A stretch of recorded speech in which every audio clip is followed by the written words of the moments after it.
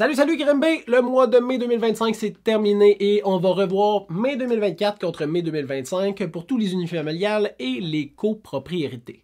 On va voir 5 statistiques différentes et je vais te donner 2 conseils. Donc si tu es un acheteur ou si tu es un vendeur, tu pars pas les mains vides à la fin de la vidéo, je te le garantis. Le nombre, la moyenne de jours sur le marché d'une propriété unifamiliale ou une copropriété à Grimby, l'an passé, c'était 63 jours. Cette année, 30 jours. Sacrement. 30 jours, c'est rapide. C'est très rapide. À vrai dire, je te dirais que c'est 3 fois et demi plus rapide que v'là 5 ans. Quand même, c'est différent.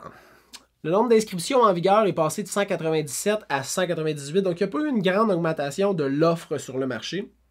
L'offre est somme toute relativement assez faible, donc c'est normal que le délai de vente soit rapide.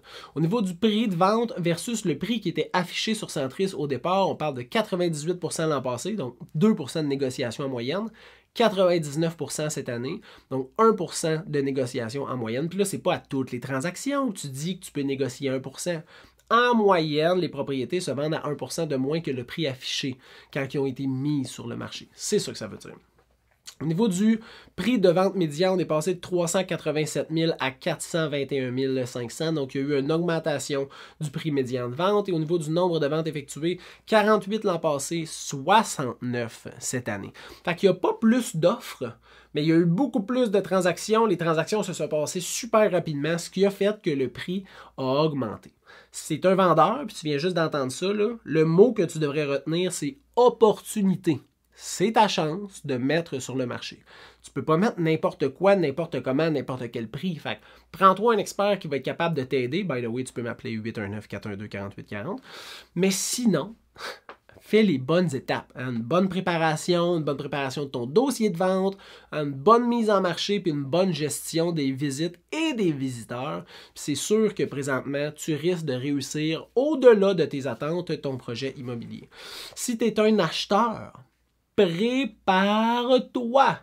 Si tu veux faire ça tout seul, tant mieux. Trouve les informations statistiques, prépare-toi avec un courtier hypothécaire, prépare une lettre de présentation, mais sinon, prépare-toi juste en prenant un bon courtier immobilier qui comprend ton besoin, avec lequel tu peux avoir une communication facile et transparente. Je te dis, ça va changer la game.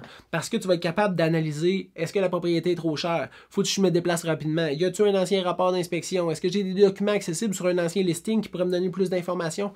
Une foule de conseils et d'outils d'analyse qui vont être donnés totalement gratuitement par ton courtier. Fait que je te le conseille, mais prépare-toi.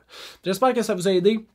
Si vous avez des questions, vous pouvez aller au serviceimmobilier.ca puis poser vos questions ou nous écrire directement ou même prendre rendez-vous pour l'évaluation de votre propriété. Ça va nous faire plaisir de vous aider. Je vous souhaite une bonne fin de journée. Bye bye.